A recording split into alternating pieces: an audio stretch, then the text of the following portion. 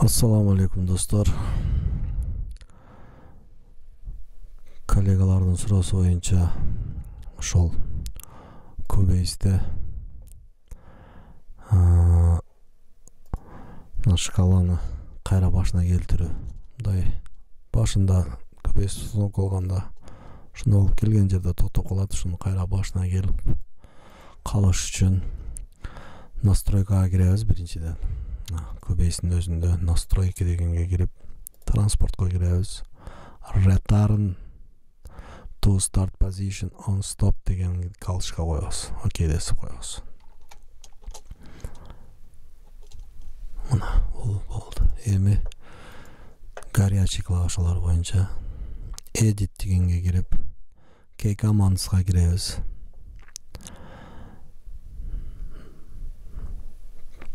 Буга кирген кезде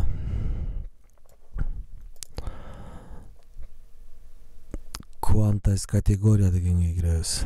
Көпчүлүктүн суроосу боюнча MIDI'нин артын тегиздеш үчүн no quantize MIDI event ends дегенге горячий клавиша коебуз.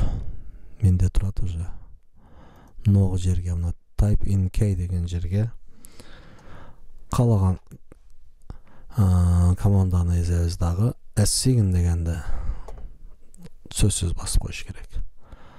Андан кийин fixed velocity деп жанагы MIDI'нин астындагы громкостун тегиздеш үчүн көбө суранат. Андагы бул жерге жазабыз velocity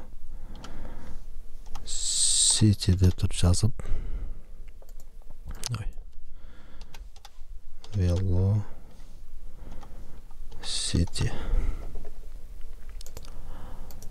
трамес жазып алдым окшойт. Velocity кыргызчасы жазылыш керек экен. Fixed velocity деп моунда чыкты. Буга меники V турат. Могу жерге кайра V эзебиз. S-sign десип коебуз. Дагы башка өзүңөргө керектүү нерселер болсо, аудио эмне кылгыңар келсе, ушул жерден белгилеп, горячий клавишаларды кое бересиңер.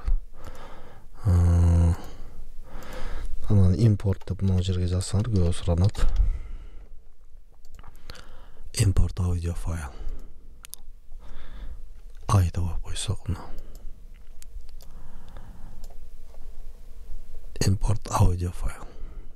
Oldu dostlar, salavat alыңыздар.